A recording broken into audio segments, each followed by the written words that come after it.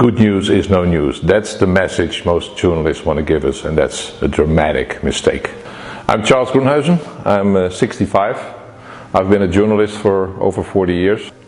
We have to realize that journalism is like a mirror. Our viewers, our readers look in this mirror and they're supposed to see the world as it is. And they don't.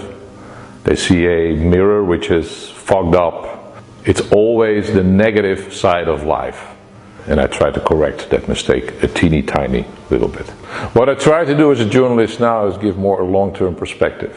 What I see on TV all the time is a lot of noise, breaking news. I like to focus on silent revolutions, but they are extremely important, but long-term.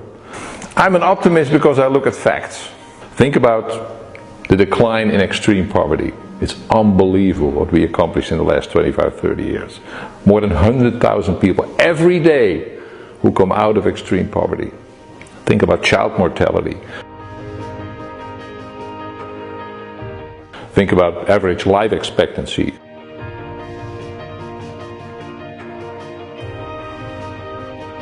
Think about average health in the world that has, improved tremendously, and people don't know it. Sometimes I compare journalism with raising children. We raise children in a way that brings out the positive sides in them, things they do well. Imagine us as parents always saying to children what they're doing wrong. If that's the only message we have for our children, they're going to end up as miserable people and negative people and probably angry people. But this is exactly the way we treat as journalists the world. Because we say to the world, this is horrible. Oh, and tomorrow will be even worse. With refugees and immigrants, with crime, with everything. And the consequence of this negative attitude is that people look at the world in a very negative way. Very often it plays into the fear of people. It makes them scared and angry. So it's not just saying journalism is so negative, it has huge consequences for society and for political choices. The basic difference I have with a lot of my colleagues, they tend to amplify the bad stuff in the world. I would go for the opposite, amplify the good without forgetting the bad. There's some huge issues, of course, and challenges. Think about the climate crisis, immigration, inequality. But at the same time, the progress in so many fields is unprecedented.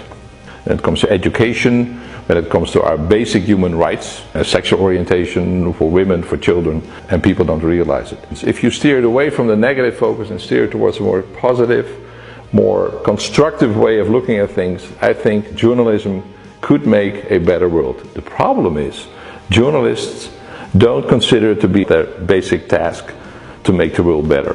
And maybe there is the basic difference of opinion I have with a lot of my colleagues. Yes, we are here to make a better world. People should realize that being pessimistic about the world is a choice, but optimism is a choice as well. It gives more energy, and eventually with that kind of energy we can make a better world for ourselves, for our children, our grandchildren.